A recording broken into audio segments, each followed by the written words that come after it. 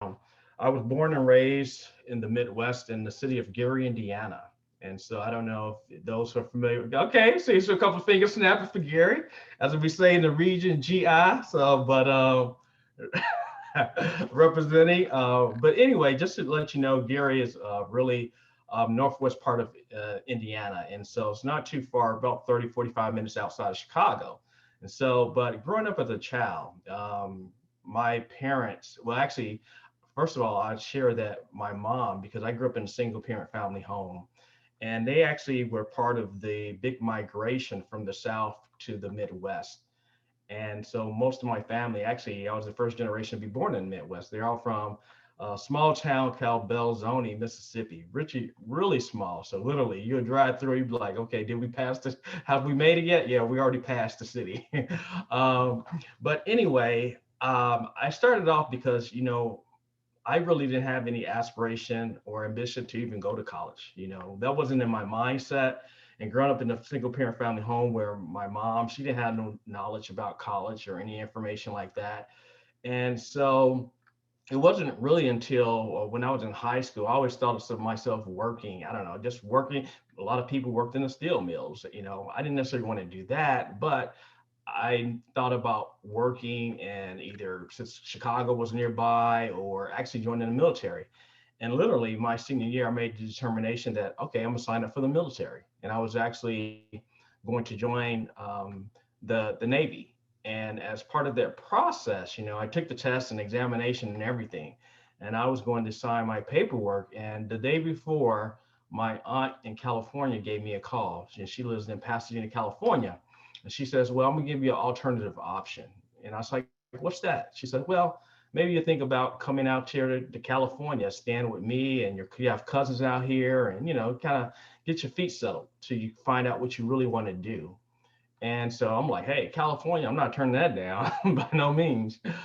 So I ended up going to Pasadena. And so when I arrived there, she says, okay, well, there's one thing that you have to do.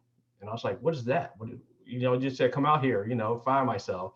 And she said, well, one of the things you have to do is make a commitment that you're going to at least take a class at the local community college. And I was like, okay, I can take one class. And literally, that's my mindset. I'm going to take one class. And she said, okay, well, and so I ended up taking a class. And so I'm thinking, like, what can I do as a profession? Taking one class, because I'm like, okay, I'm not going for a degree. I'm just taking a class. And I ended up taking a real estate class. I'm like, oh man, I'm by, Hollywood and the movie stars and all of that, because Pasadena is no more than like 30 minutes from LA. And so I was like, oh wow, that's what I can do. Maybe just get in my real estate and and do sales. And when I actually started taking the exam, I remember taking really just practice exams. I wasn't even taking the exam, and I just felt it miserably. I mean, I just bombed out. And I'm like, oh my God, this is what my one class. This was my future. And needless to say, so I came back and um, she gave me some harsh words. Sometimes you have to have that reality check.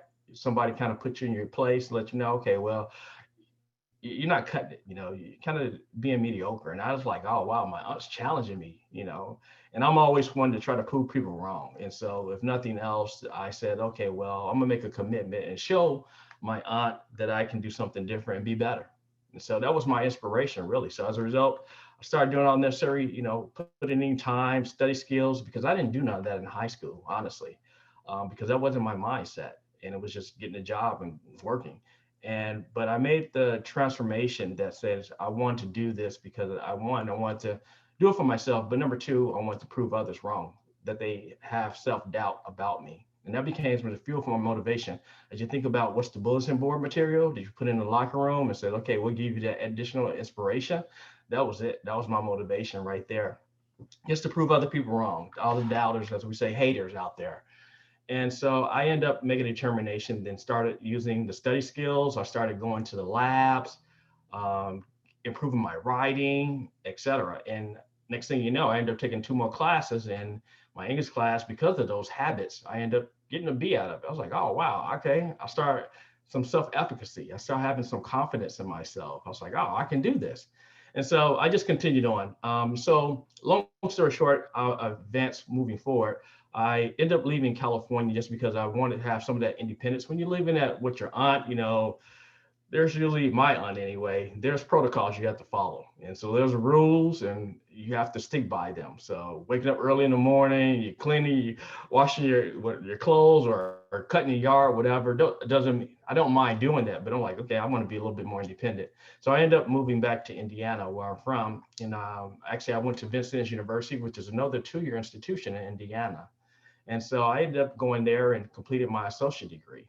And so I went to Vincennes and did that. And actually, it was like a major was exercise science because I was a big sports fan and love sports. So I said, well, maybe I could do something in sports. And so I did my exercise science program there. And then after that, I transferred to Indiana University in Bloomington. And so I went to IU. And one of the things that I really appreciate that experience was the fact that a couple of things. One, going to a larger environment and not really I knew people there, and so that's one of the reasons why it kind of drew me there, but it was so large you can't know everyone. And the other thing too was that they had a great sports marketing program, so I ended up majoring in sports marketing and management. And so I selected as my major, and because of that I was able to work with a lot of the different programs on campus with student groups, because I would help promote marketing and the events to recruit students to come out and participate. And so I will work with nonprofit women's basketball team. I will work with, we have to have tailgate sales for corporate sponsors as well, and work with our soccer program. And so I was there really trying to get connected to everyone. And so that what really raised my consciousness about the whole college and community relationship and how to draw people in and connect with people. And as a result of that, I continued on. And I also think that another part of it was just recognizing that I met my first African American dean of students, and it was Dean Meixel, Dean Gordon. I'm sorry, Dean Gordon. And so he was like the first African American that I ever met that was in a higher level position at a university. And because of that, I started thinking about, what would that look like, being a college administrator. I didn't really think about that as a major, but I just wanted to know, okay, what do you do? I see you work with students, but what else that's involved with that? But because of those connections and learning more about that, once I graduated, I didn't make a decision to say that, okay, well, I didn't reach the Fortune 500 company, sports apparel company that I wanted to work for. And so I just made some decisions and recognized that I knew the college was really a place where I fit in. The other thing too, because of the connections, affiliations, I also pledged a fraternity when I was in undergrad at IU, and pledged Kappa Alpha Psi Fraternity Incorporated. And because of those affiliations and the people I met, it was just really inspiring to see that other individuals of color who were aspiring to do something better in their life. And I just really fed off of that. I was like, man, this is some good energy here. And so because of those connections and affiliations, I just said that, okay, well, maybe college is for me. Maybe this is what I want to do. So moving forward, I ended up making a decision to actually go to Ball State University and Muncie, Indiana. And I pursued a degree. And okay, see a couple of fingers now. All right, Muncie, Indiana, and pursuing my degree in costume personnel administration, which prepares you to be a college administrator. And I was able to have the opportunity to meet some great people and have some great experiences. After that, I ended up going fast forward, decided to go east anyway. So I started working with the University of Maryland. And so I worked with University of Maryland College Park, and I was working in the housing personnel. And so, but anyway, I remember I shared earlier when people say you can't do something, that kind of inspires and motivates me to add fuel to my fire to want to do it and prove them wrong. And so I remember having a supervisor says, well, you know what?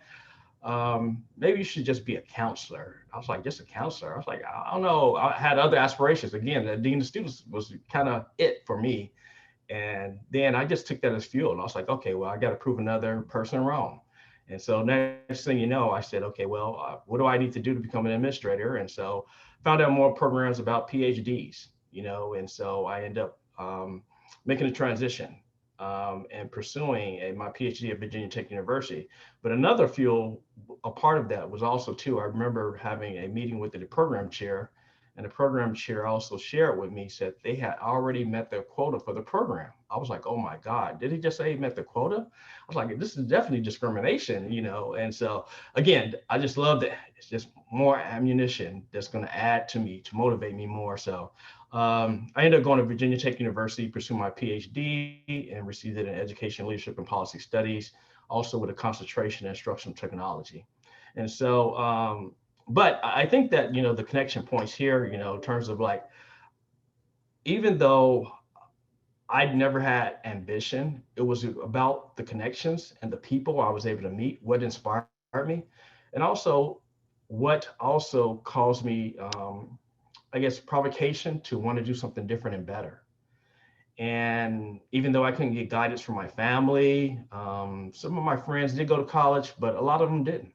And I just kind of identify my way of connecting with people. I say surround yourself with people that you aspire to be like.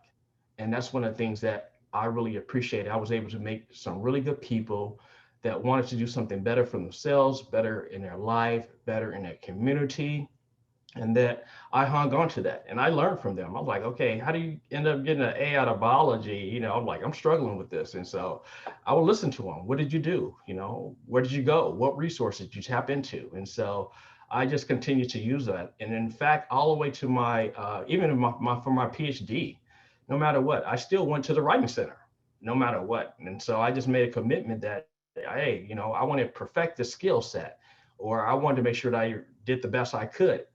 And so I always took advantage of all the resources available to me.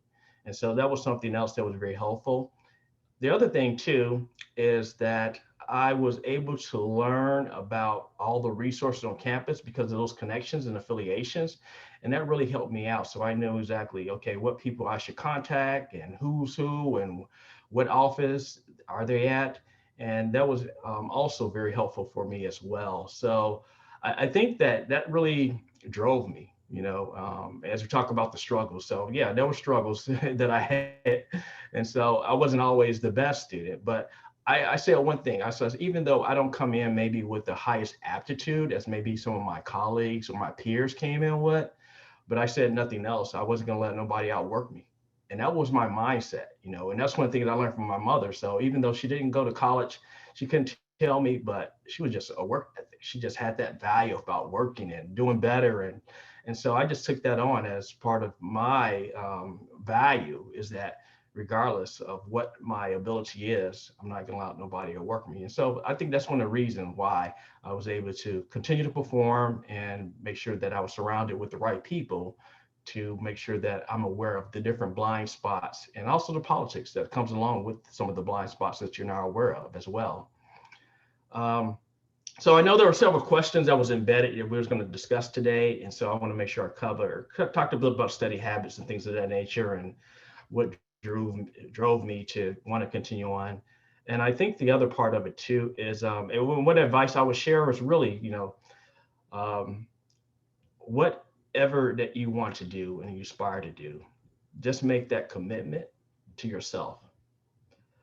The second thing I would say is that be aware of the blind spots. I shared that earlier. So sometimes you have to be aware of what's your surrounding and what either cultural influences or if it's the political influences that help make decisions. Be aware so you won't be caught off guard. Third thing is always make a plan. Have that plan. Have where if you want to have a vision board, have that. You know, but make out a plan and learn how to execute the plan. And then the fourth thing I mentioned too is also develop a community network, build that social capital because that's the inroad. And so as you make your transitions in the college and also into the career workforce, having that social capital, having individuals that can vouch for you and having the network that will support you makes a meaningful difference. So those would probably be the key areas I would say that, you know, focus in on that really helped me that influence my decision as well. And so, but that's a little bit about my story. I know I don't want to run over time. So I guess Reese, is there a transition piece or if there's, I don't know if you want to open it up, any questions or how you want to I proceed next. wanted to honor your time because I know you had somewhere else to go. So the first thing I'm going to say is thank you. That was powerful. I know that being somebody who is a representative of Pierce, to hear you as I'll say a strong black man leading our campus, it was really beneficial to hear your story. So I know I pumped up story time before this happened, but now I'm really committed to it. So thank you for that. If you have space for questions, I think that would be awesome. But I know you're on time constraints as well, so it's up to you. Okay. All right. Well, I know you have other speakers, so I want to be mindful of that. But if others, I can make sure that I put my contact in the chat box. So you feel free to reach out to me. And if I can be of help or of service in any way, please let me know. But I think that you're all here because of your willingness and determination to want to advance. And so we're talking about breaking barriers today. We're talking about generational change. And so you're doing that. And so I just want to be a support in any way I can. But without further ado, but thank you for allowing me to have this time to share my story with you today. Awesome. So in closing, I'm going to say the things that we got from this was take advantage of your resources. We heard Dr. Kane said he used all the resources. It wasn't that he was a better student than anybody, but he became better by working really hard. He used his motivation as haters. Haters are motivators. That might be the coldest hashtag out there is haters are motivators. And that's something that we saw in your story. And the last thing that I'll say is that you just worked hard. You had a relentless work ethic. You didn't take no for an answer, and that led you to being our president. And for that, we thank you. So if you can give a virtual clap, a loud clap, whatever it is that you want to do, we want to thank Dr. Kane for his time and for being here today. Um, and with that, now I get to introduce, man, this woman right here is our anchor. She's a writer. She's one of the hardest working people that I know. She will do whatever she needs to do, and then she will hold you accountable while doing it. And then you know it's coming from a place of love. So it has been an honor for me to get to know this woman throughout the last year. So without further ado, Jasmine Justice, you are on the stage. Hey y'all. Oh, first gen stories. Ooh, talk about being a first generation student. I was the first to graduate from high school. Talk about not knowing how to navigate, how to get to college. I was the first to graduate from high school in my family. Now, education, my mom, it's all about education, but she let, you know, temptations get the better of her and got knocked up with me before she could really do anything. With that, that paved the way for my brothers, my younger brothers and sister, to also graduate from high school. That whole, how Reese was saying, how I like push people. I don't really push, but I do hold them accountable. You say you're going to do something and I'm hold you to your word. And when my sister told me that she was going to drop out of law school, her first semester in, I was about ready to kill her. I was like, you will not stop. I said, if you don't graduate from high school or from college, Jackie, I won't go. And I didn't want to have to put that on her, but she held me accountable to that. Now, I began college at Green River Community College back in 2004, and then was going through some marital issues. Had a daughter. She was just a little guy, and had to drop out of school because could either work or go to school. Couldn't do both. Couldn't afford both. So I dropped out for 9 years. For 9 years, I was in dead end job after dead end job, and I kept quitting because I was bored. I knew there was more. I knew that I was more. So after my cancer diagnosis, my sister was like, okay, what's next?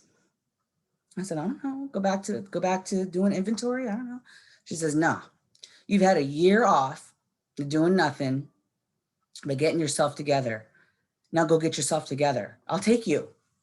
She drove my ass over to Pierce College And that was 6 years ago. My sister has been the biggest push for me. She's also a Pierce alum. She's also first gen. My mother is also a Pierce alum. She got her high school diploma from Pierce 20 years after she should have gotten it. But my family has just been, they've held me. They've let me stop when I wanted to stop. I took a couple years off. Grandma wasn't doing too good. I'm all about my family. So I take a lot of care of my family. Sorry, guys. They're everything. And I can't look at my daughter and say that she's my reason, because she's not. I am. I know I can do more, be more. So I am. Now I got promoted to program coordinator. I've gotten 3 raises in the past year. Like, I must be doing something right. I'm in the bachelor program, in the business bachelor program at Pierce College, and I'm struggling a little bit, but pushing through, you know. My peers, my team, my classmates, they hold me up when I want to be down. Trio, Terry and Dawn and Bernadette. Bernadette was the first person I met at Pierce College. Talk about your biggest cheerleader. She is somebody that I can still talk to. I couldn't text her when I didn't need to. I did not want to cry for this. I'm sorry. This is something I've said this story so many times. It's like, it's hard. You know, being a single parent is hard. Being a full-time employee is hard. Doing all that while you're a student, it's freaking hard. You know, but building your support team. I'm having that support team is like, man, they'll get you all the way through. All the way through. You have a family member that passes, they're there. You're feeling down about yourself, they're there.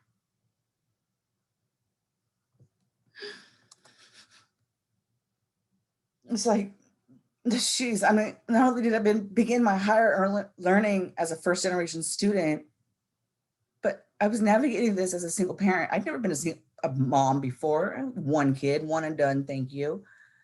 I had 0 experience and no one to talk to about my possibilities. So when I walked into Pierce College, my possibilities were endless.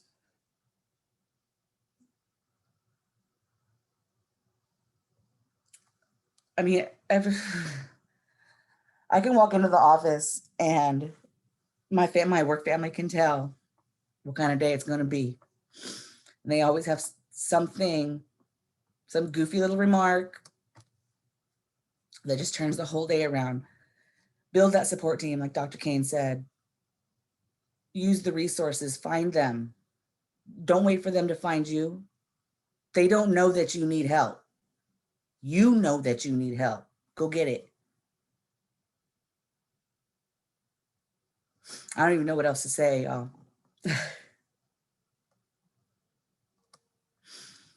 Just remember your why. You know, you wanted this for a reason. Remind yourself of your why. That's all I got. Listen, y'all. I've been known to be a prophet before, but I told y'all to grab y'all tissues. I tried to tell you Jazz is going to bring the house down. Jasmine, we appreciate you beyond words can even describe. And I hope that you're able to see the chat. If you didn't see it, please go back and look at it, because that's how we feel. Is thank you. And our support for you, that's it, because of who you are. So we thank you for remembering your why. We thank you for being the real one, not necessarily the strong one, because that doesn't mean that there's a weak one out there, but just the real one. And you persevered. Thank you for holding your family accountable. Thank you for holding your sister accountable, because if you didn't hold her accountable, we wouldn't be here to be held accountable by you. So thank you. And we know that you're our glue, and you are doing more than some things right. And I'm going to speak for our entire staff and say, our first thought is Jazz is out today. Dang. Whenever. And so we, from the bottom and top, our whole hearts, we love you, and we're always here for you. And thank you. Thank you for being a part of this. And thank you for just being real and representing our students, because you are Pierce. So thank you for your vulnerability, your authenticity. We love you. I love Pierce College, and I might be a lifer. Look, there's more promotions to come. We got this recorded, so we'll make sure we share that. Right? Okay. Awesome. So, man, next up, this is no pressure to anybody, the next coming up, but I promise you the stories are going to continue to get better and better.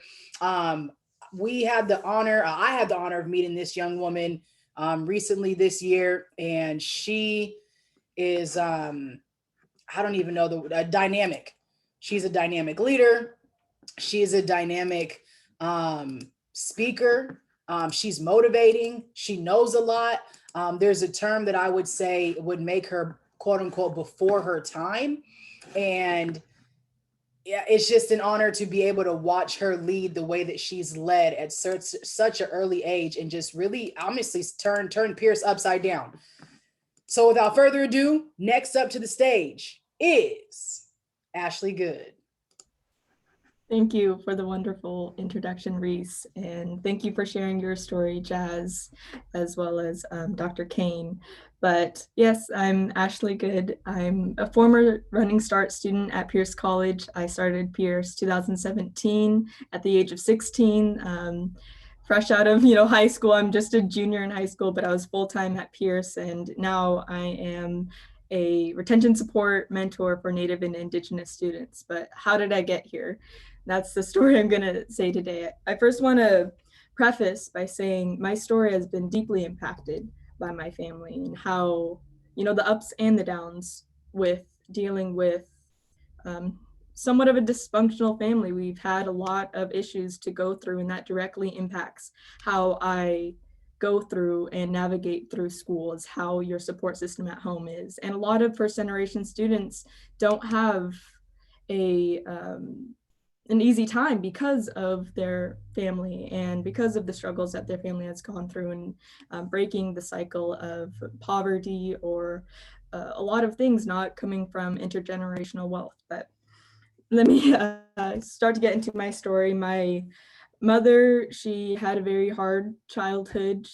She only recently went to college at like 50, which is amazing. I'm very proud of her. She's had a lot of issues in her life. And I also didn't live with her. I lived with my father. So I didn't have that connection from her, or any knowledge of her life until recently. And then with my father, he didn't go to school until a little bit later in his life as well. He got a theater degree, and so it's non-traditional family I'm from, but he also had a stroke when I was very young. So he had lost a lot of his knowledge that he did have. He was an accountant. He was pretty good with money. He was able to work with computers. And ever since like 15 years ago, he can't work with computers. He's bad with numbers and planning. So it's a lot of this deeply impacted how I went through school, because he was my backbone in a lot of things. He was my motivator, but he didn't know how to refer me to resources, or didn't know how to help me with school. And that, ever since a young age, he helped inspire me to be good at school. And he always told me to go to college, and I didn't know what that looked like. But eventually, different circumstances came around, and I ended up living with a family friend. I called her my aunt, and I was with her and my sister as I started Pierce College. And more things came and went, and eventually it was just me and my aunt that I was living there. And she ended up kicking out my sister. I didn't have, I'm gonna make me cry. I didn't want to cry either, but she wasn't the best person to live with, but she was the only person I could at the time, or else I wouldn't have any place to live. But she also kicked out my sister, and it was just me, 16, at Pierce. It was the opportunities were here, and I knew I needed to be good at it, and I was. I went to every class. I did all my assignments. I became a tutor. I made sure I got good grades and started to build my identity as a Native woman. I am Inupiaq from Alaska, and I was learning what that meant. I didn't live with my mother. I didn't know any of my cultural identity, and that's exactly what I was able to do at Pierce, is because I made sure every assignment I did was surrounded by Native issues, by my Native identity.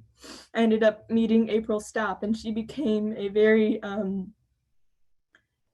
centered person in my life to help guide me where I didn't have that guidance. I also got help from Aki and a part of the other Aspire team that is here. So through them, I was able to find my purpose, and I still didn't even know what that meant to me, but I knew that I still needed to keep on going. I knew whatever I was doing was right.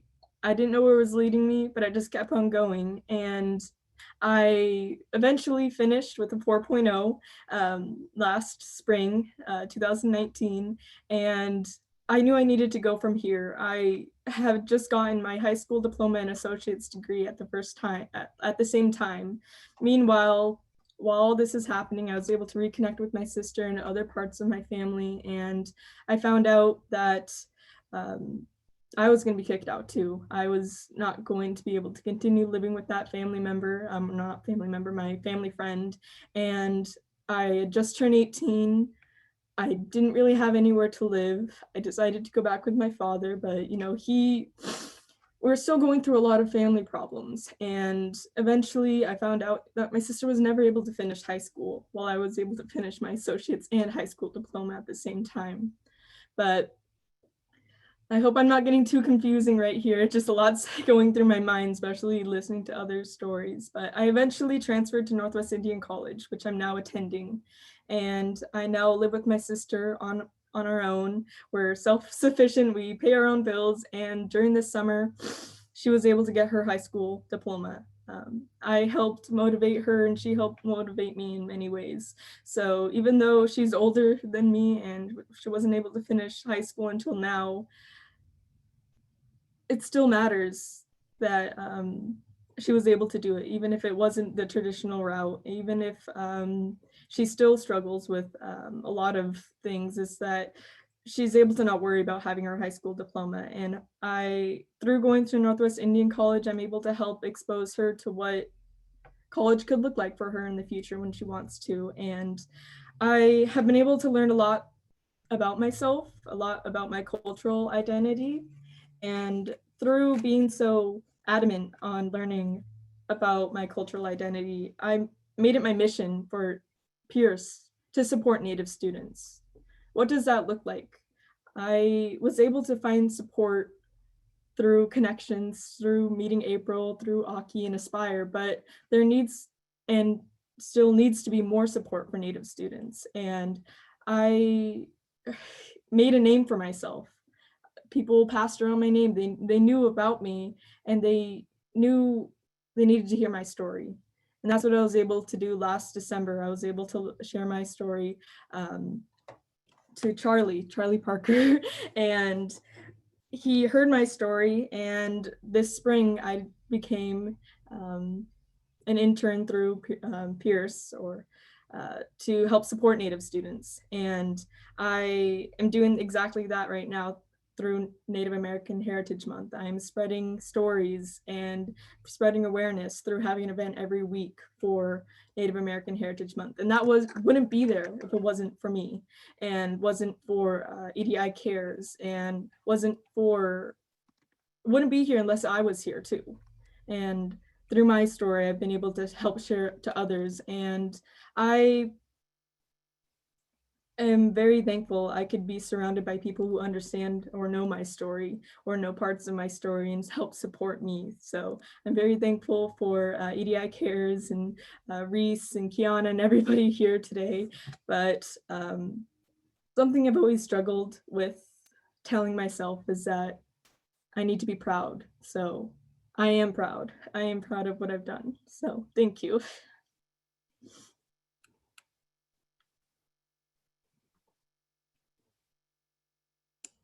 Woo!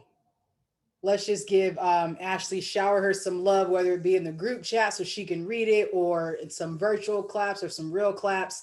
Because you're amazing, and the best is still yet to come. And we are so honored that you used your voice, and we are honored to be able to see you use your voice daily.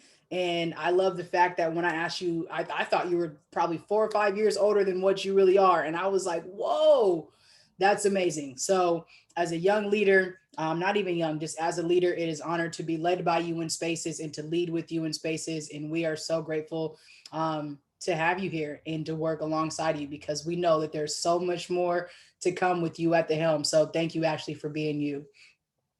Next up, we have Miss Katie Ohashi, and I will say the biggest thing that I will say is that I've really appreciated your vulnerability and authenticity in spaces that we've been in recently. I don't know you super well, and so I'm really looking forward to hearing your story, but the encounters that I have had with you have been genuine, they've been authentic, and so I'm ready to sit here and just listen and learn and be able to shout you down when you're finished. So please welcome to the spotlight stage, Miss Katie Ohashi. Thank you. And thank you for saying my name right. I feel like that comes up a lot. I'm going to do, so can you let me do screen sharing? Because I am a PowerPoint person.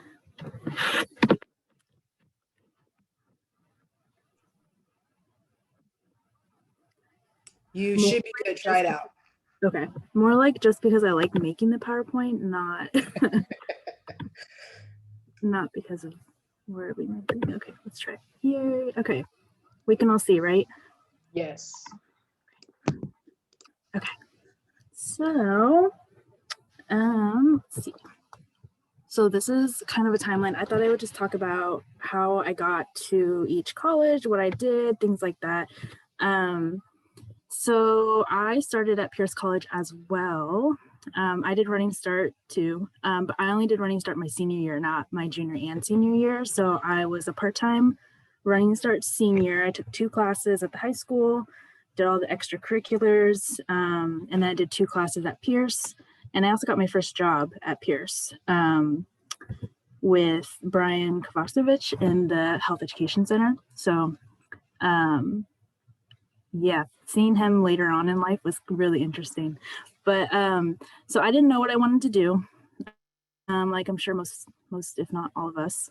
I know I didn't want to do anything that had to do with like needles and medicine and science and math. Like basically didn't want to do any of those things. Back then there was no college success. There were no like mandatory advising models that we have now. So there was something called like you can be your own advisor as like a personal advisor or something. So I was my own advisor. So I had the degree worksheet and I was always like, okay, making sure to read every single thing, every single rule. Okay, humanities can go here, but they can't go there. X, Y, and Z, trying to do it by myself. And then at the same time, trying to navigate through literally just reading every page on a website. Okay, UW wants this, UW requires that, Western requires this, requires that, et cetera, et cetera. And literally the only reason I applied to these universities was because I knew somebody who went there. And by that, I mean, I knew like three people, one who went to each school. So I had a cousin who went to each of these schools. I would go visit them. We went on a tour. They would just show me like, you know, whatever they wanted to show me, which was not always college affiliated. So like when I went to Western, the only thing I remember is that they have waffle fries. That's the only thing I remember from that college. In UW Seattle, I think we got froyo or something. That's like the only thing I remember because we didn't visit the school. We visited the social scene, like all of the places that you had to go if you went there. With PLU, I was in the running for a scholarship. So that's the only reason why I applied. But then in going to the interview for the scholarship, I realized how much I didn't want to go there. So I just completely dropped out of that application, which is okay. You can apply to multiple places and you can say no, which is like the best feeling ever. It's saying like, oh, I was accepted here, but I choose this other school and I'm going to say no. So I chose, I applied and was accepted and chose UW Seattle to major in their social work program. And I decided on that because one, UW was one of those campuses that I went to where I was like, it was a good day, the sun was out, everything looked pretty, and everybody was nice to me on that particular day. I've had friends who said, oh, I went to this campus and it was rainy, it was gross outside, everything about it was just not vibing, and they didn't go there. Not that that's a good reason not to, but it happens. And there, I chose social work because I like to help people. Before, when I was at Pierce, I thought about, going into high school counseling. I did an internship or a job shadow, and it kind of vibed with me a lot. And so I decided on social work because, as awful as it sounds, you get paid to help people in that line of work. As awful as that sounds, but I made it through because of the cohort model. So the cohort model is not with every program, but basically with the social work program, you're in a cohort, which is you have the same group of students who go with you for every single class that you take, and you take all the same classes together. So every quarter would be like, you're going to take class A, B, and C at these times of the day. So make sure to clear your schedule. And you take it with everybody else in that. So that was really helpful because you go to class, you know everybody in there, they're there with you the whole 2 years. It's like high school. You go, hey, did you do this assignment? No, I haven't started. Great, me neither. We're on the same page. Okay, great, let's move forward. So I really vibed with them.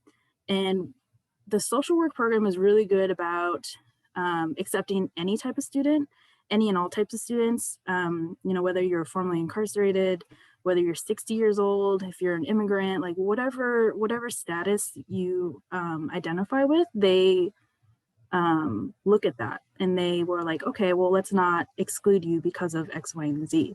So I learned a lot. We had facilitations, which were mandatory. So I learned, we had people all the way from age like 17, 18 and running start, all the way up to 60 who were going back to school. We had people who worked full time, people who didn't work at all. We had people of all races, of all shapes and sizes.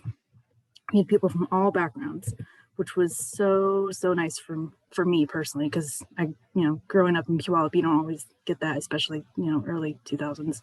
And then actually, I didn't realize this until recently, but these are my roommates in college, and I didn't realize how diverse we were until I saw this picture.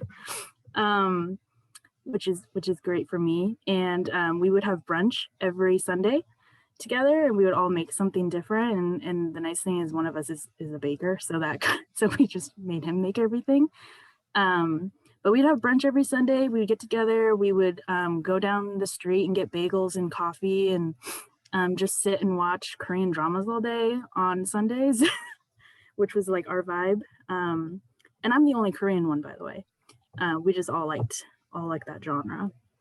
And then I also worked. So I was the only one so I had 6 roommates. The guys lived in a separate, and they were friends, but I was the only one who worked. So I did full-time school, and then part of my program required that I did 2 full days of an internship. So I worked in child welfare, helping foster children. I don't want to say get adopted into families, but you get the gist. And then I had a part-time job working in the International Student Center. So yeah, this is all the cards that I collected over the years from them. And it's just, yeah, the support from everybody and being like, okay, well, maybe I can't work this day because of X, Y, and Z, or maybe this is going on to, there's a lot of this going on. And I'd be like, sure, like, I totally understand what you're going through. I've been there myself. Like, let's, think of something else. So just having that empathy, like I think everybody mentioned, just having the support and the interactions. But I will say, as I will mention later, it doesn't always vibe with everybody. I've definitely had roommates where you just fight all the time, or they put words in your mouth, and you just gotta move forward with it, and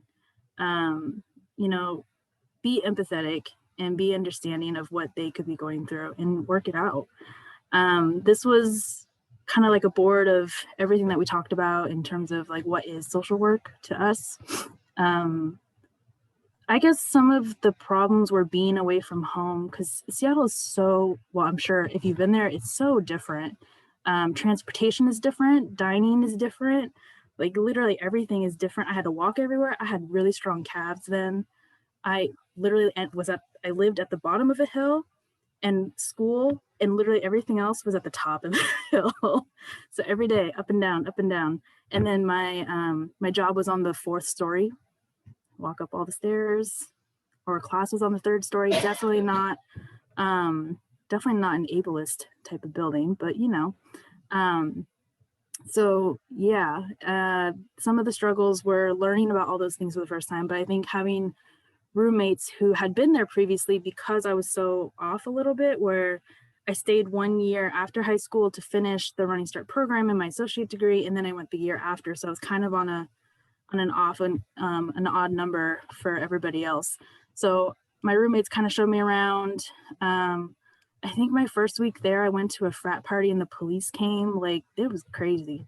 But you learn things. You learn that, you shouldn't buy the dining plan that's like $1,200, because you got to spend it in like, less than a month or something. So and you can't refund it. So you got to just spend like crazy. Let me see what else there was. So with social work, people have really weird expectations and assumptions, which kind of threw me off as well, because I wasn't expecting. I was like, oh, I'm majoring in social work every Thanksgiving, right? And they're like, oh, that's so nice of you to do that for those people. And like, you're probably not going to make any money at all. You're going to be like broke, and you're going to have to, like, putting all of these negative thoughts into my head, right? Like, oh, I'm in college. I'm trying to like live my best life and like, be that person and do every stereotypical thing that a college student would do, right? And everyone's like, what are you going to do after? There's like nothing for you to do, blah, blah, blah. So just knowing like who my advisor is, knowing what the resources are, like Dr. Kane said, the Career Center. We actually ended up taking a class, building our portfolio and talking about different jobs and possibilities. Pierce College was actually hiring right when I was graduating for a curriculum advisor. And so I had applied for that and I got it, which is my current job, but they changed it and they upgraded it into a student success coach, which is what my title is now. So I've been here for a little over 5 years now. And so with my degree, I did a lot of things. So I learned that I don't like to sit still. I like to do what I do in my job. I like to work on the ground with the people, but also I like to do a million other things. So I started doing workshops for this student life for their identity, culture, and inclusion program on the Puyallup campus. So I did workshops on bias, on intersectionality, on identity. And then I did the Social Justice Leadership Institute program, which is for staff, administrators, and faculty. I think it's for all employees to get together, learn about social justice leadership. I did workshops for the Faculty and Staff of Color Conference, the Students of Color Conference, just like literally anything that came in front of me. I was like, yes, I'll try that. Or yes, I want to do that. And obviously I eventually learned to say no, but that took a while to learn. And then actually I decided to go back to school because it wasn't enough. So I went back to get my master's degree in cultural studies, and finding a degree that was anything relevant to identity, intersectionality, cultural studies was really hard for me to find. And I probably took like a good 6 months to a year to find it. And even then when I applied for it, I was put on a waiting list. I wasn't even accepted. And then I guess somebody had said they didn't want it. So then they were like, oh, do you want to do it? And so I was like, oh yeah, of course. And this program was also cohort based, which I was like, I'm already used to that. I already know what that is. And we were the gentle cohort, hence the shirts, because we were all really empathetic. We all really loved each other. We all hung out outside of class. And actually one of the people in my cohort works at Pierce College as well, Brandon. He's in the he works with international students. So when I went back to school, learned about all these things that I had no idea about. And then I had to choose what my thesis was going to be about, which I'd never done before. And so I was like, well, what is something that I actually like am good at, or I'm really actually interested in? And people kept mentioning Disney to me. So like the background, I don't know if you can see my background. Our whole house is decked out in Disney. So I was like, oh yeah, I know a lot about Disney. And people kept mentioning to me, even if I wasn't like, I don't want to be known as the Disney person, but people mention it to me so many times that it just kind of sticks with you, and sometimes you can't escape it, and that's okay. So I ended up doing everything Disney. So I did my thesis on Disney villains, looking at how they're socially oppressed in Disney's perfect utopia of white patriarchy. And I started doing workshops for Pierce College employees at all district days. I started doing it for Student Life and their Identity, Culture, Inclusion program. These are some of the posters that they made for me, which are really nice. I started a podcast. I have a blog, just literally talking about all those things as like a side thing, right? And then I was also nominated to be on the Equity, Diversity, and Inclusion Committee. So I've been on that since. I'm part of the Multicultural Student Services Directors Council for the state, which is like the equivalent but at a state level, right? And I'm a Palmer Scholars mentor, yes. So I, help mentor a particular student through their college experience. And right now they're at University of Puget Sound. So yeah, I've been learning all about that, which is nice and fun and different. So basically, the things that I learned as a first generation student is be comfortable being vulnerable for asking for help and be open to looking for resources. As an advisor, I feel like one of the like worst things possible is someone coming up to me and being like, oh, I didn't want to ask for help because that seems like it's not an option, or that makes me feel less than, or, X, Y, and Z. But don't do it, because it will help you. And then you're not stuck with that 0 grade at the end of the quarter being like, great, now how do I get rid of this? Other things, like there are free counseling resources for you. If you're experiencing trauma, if you're experiencing mental illnesses, or you just want someone to talk to. I talk to our mental health counselors all the time about time management. When I was in the program, they can help you plan out your life. The Career Center was another big thing. I didn't even know UW had a Career Center until I was about to graduate, which is really awful.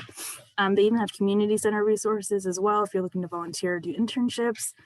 Like transportation, UW is really nice in that they cover your entire transportation costs and fees through their tuition, which is one nice thing about UW. Attend events that are interesting for you. Don't be like, oh yeah, that seems okay, but I'm not gonna go. And like, I attended so many things and I learned a lot and I met a lot of people through them. And that's how I built up my social networks and just like people to talk to about common things. And always make sure to do self-care. This was something that we did in our program. Every day in class, the first 5 minutes would be dedicated to self-care and meditation. And you do so much better in class the rest of that day when you start with meditation. I'm not a meditation person. I've never done it since, but starting the day 5 minutes with like, oh, everybody gets a piece of chocolate and we're just gonna savor the taste in our mouths for the next 5 minutes. You're set and you do so well. Also, don't room with your friends unless you've already been living together, because it's a nightmare. Just from personal experience, you always hear the saying, don't room with your friends. A sleepover does not count as living together. And it is true. My friend and I are, well, she thinks we're friends. I don't think we're friends. There's a lot of things going on with that. So, but that's, that's separate. And so I just thought I'd end with this, the I am, and this is my master's graduation in CAP. So UW colors. So, and yeah, and I just had a baby. I think I timed that really well. I just had a baby like right after graduating. And I worked full time. I did this job full time, and I drove the hour and a half to Bothell to do my grad school. And it works. You just gotta talk to people. You gotta find out who's willing to help you out. And my boss is really, really accommodating. And she was like, "We're gonna make it work. If you need to leave 3 hours early, we'll make it up sometime later." And so that's what really got me through it. Thanks for listening. Wow. Wow, wow, and wow. Thank you so much. I love your hat. Hustling like a Disney villain to get your happy ending. I think it's awesome. The theme that I got from you, hustler. You just hustled your way all the way through to where you are. And I'm sure it sounds like you're probably going to go get your PhD next because you're going to get bored. No. I knew it. So that's so legit. I wonder, have you heard of the Disney's weddings, like the magical Disney weddings? Okay. You're like, duh, my bad. Who am I? You're right. My wedding was very, very Disney-esque. Okay. Awesome. Yeah. I love it. So let's please give Katie the Disney round of applause. Whatever your Disney round of applause, I'm gonna go with the Princess Tiana, just because feel like I'm a princess in that way. Thank you. I wrote down notes, like I need to connect you with this student. We need to talk. Definitely. Dope stuff. And I'm so excited to continue to grow this working relationship, and because you're doing dope stuff. So we're so honored that you were able to share this today. Thank you. So Katie wraps up our final first gen. So now we have a special guest in the building who is here to just really lay it on us with some real rap, raw, giving it to you. They are going to spit from their point of view, but they're really here to just leave us on a high note and encourage us to be better. So without further ado, I'm going to welcome E. Phelps to the spotlight. Okay. Hey, y'all.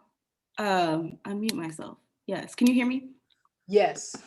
Great. So I know that we're out of time, so I'm gonna run through this really quickly. I have a PowerPoint as well, not because I like it, but it helps keep me organized. And I'm just gonna go ahead and get this started. You see my screen now too? Okay, cool. So these are my parents. This is my mother, my father, Robin's daughter, my nibbling Sage, and my sister. I am a 4th generation literate and a 2nd generation college student. My sister has a doctorate and my mom has a master's, and my dad went back to school after he got out of the Navy. So we have a lot of educational privilege. But my parents grew up in the south side of Nashville, so they grew up very working class, and they didn't want me to see a lot of the stuff that they saw their kids to see, or they didn't want us, their children, to see the things that they saw in the 70s, 80s, and 90s in south side of Nashville, right? And we didn't have fresh fruits and vegetables, but we had canned vegetables, and I went to a good school, right? So like there are certain things we weren't but we were great, you know what I mean? There was a time whenever I had to transition, we went to private school because when we were in public school, one of the Black principals tried to put me in remedial classes whenever I was in 1st grade. So my parents had to be there and advocating for me. And like a lot of the people that went before me, they didn't have people to come in and advocate for them. They didn't have parents to come into school and say, hey, you're not about to put my daughter in no remedial ass classes because this is not a remedial kid. She's reading, like, get out of here. So it's amazing that I had that capital, right? I was talking, when Dr. Kane was speaking, I was like, yeah, because I got my bachelor's degree at BSU. So we went to the same school, that's my alma mater. I got my master's at Case Western Reserve University in Cleveland, Ohio. And I'm in my 5th year of my doctorate right now, and I'm trying to graduate this December. So that's where I am. And this person right here on the stage right has really been my backbone. She's been the one that like calls in my ear and like whispers and calls me before I have an interview saying, wake up. Like literally my sister woke me up before an interview for my first job. She's like, wake your ass up. And it's like, if I didn't have that support system, I would have been sleeping. I wouldn't have got this job. Okay. We'll talk about that later. But it's been really, really nice to have that person. And I'm going to go ahead and go forward. So I just wanted to talk about the hidden curriculum and having cultural social capital. One of the things that I had, because my sister had, gone through the doctorate process and is currently going through the tenure process, is that's capital.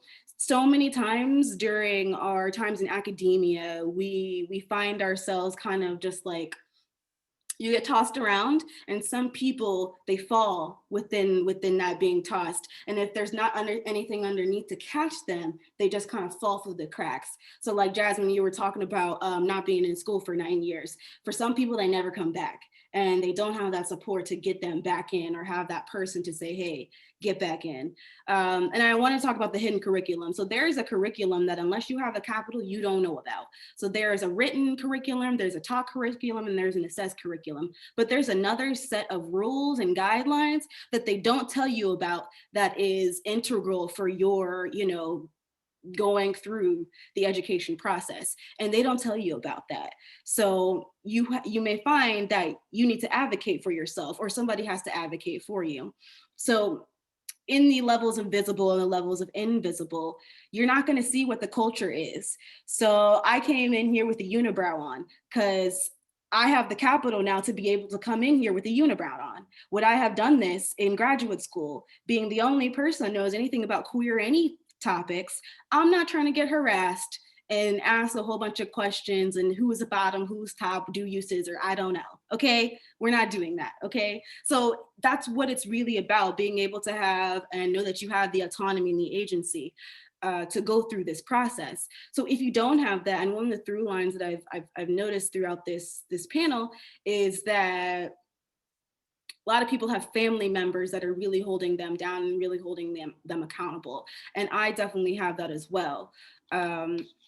And part of the reason why you're getting through that is because of that familial tie. But if you don't have that familial tie, it is so important to find a village or a community of support. So we know that the system of education is, number one, probably the primary reproducer of social class.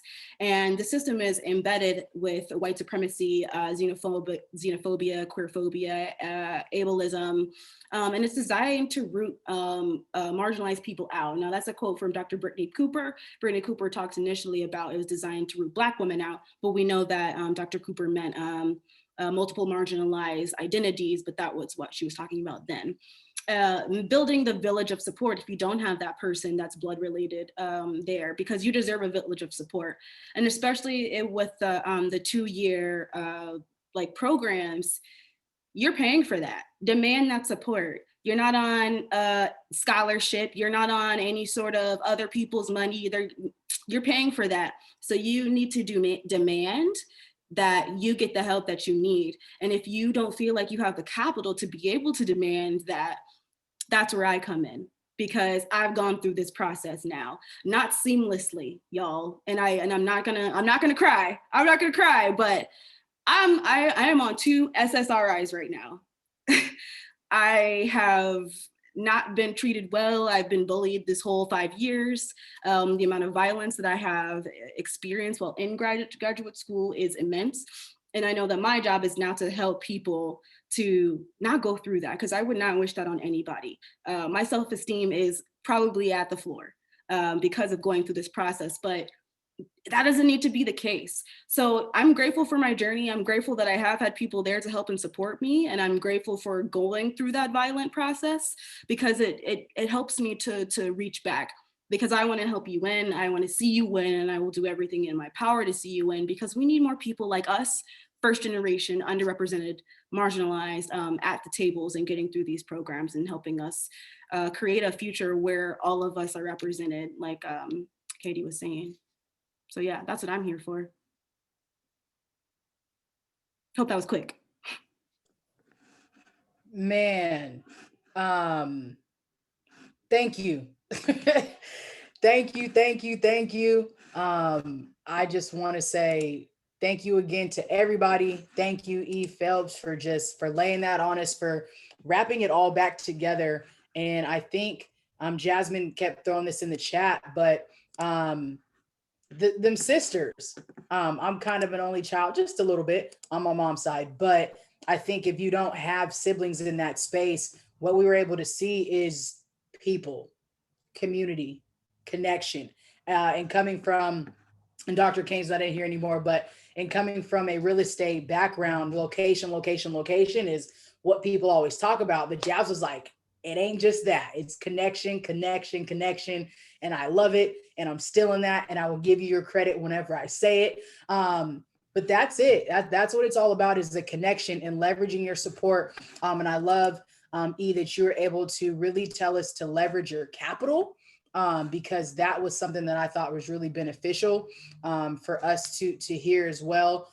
E, do you want to give a shout out to this piece real quick? To your survey? Did you want to give a shout out to your survey? No, I'm telling them I'm done. I'm just gonna be like, here's chapter 4, I'm done. Okay. I'm getting to my survey tomorrow if you want to wait. You said what? I'm getting to my survey tomorrow if you want to wait. Go ahead. Okay. So sorry. So all that to say is I want to say thank you, everybody. I want to say thank you for showing up. I want to say thank you for, I'm going to use persevering, and that's just for lack of better words at the moment.